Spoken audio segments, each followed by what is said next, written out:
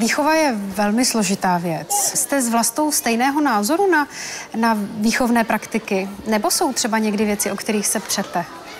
Samozrejme, ja si myslím, že to sa bude tak nejak ako kryštalizovať postupne, pretože zatiaľ sme v tom štádiu, že tatínek netrávi so Salminkou až toľko času, a to si myslím, že je asi všade.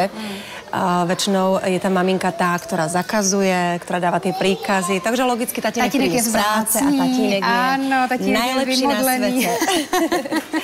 Tak ale samozrejme som rada, pretože Vlastík pomáha, samozrejme v rámci normy, pretože zase je otec rodiny, takže musí pracovať, to je logické.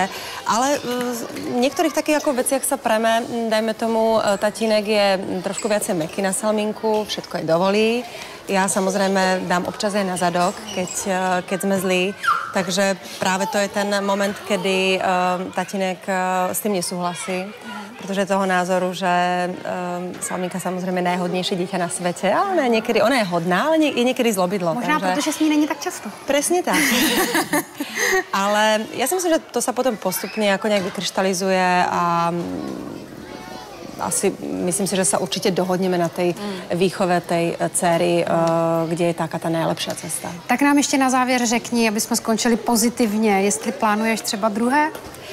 Tak určite. Ja pochádzam z 3 detí, z 3 sestier a ja som vždycky túžila mať veľkú rodinu.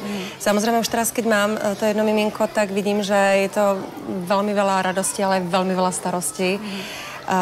Na tie 3 si netrúfam, ale 2 by som určite prijala. 2 zdravé deti. To si myslím, že je hlavne dôležité, to zdravie. No a kedy, ja tomu nechám trošku tak voľný priebeh, ale samozrejme bola by som radšej, keby už Salminka bola trošku väčšia, keby už mala aspoň 3 rôčky, už by bola taká samostatnejšia, už by možno aj s tým miminkom pomohla. Samozrejme 3-ročné dieťa je ešte len predsa len dieťa, ale už by s ňou nebolo toľko starostí, koľko je teraz. No. My ti budeme držet palce.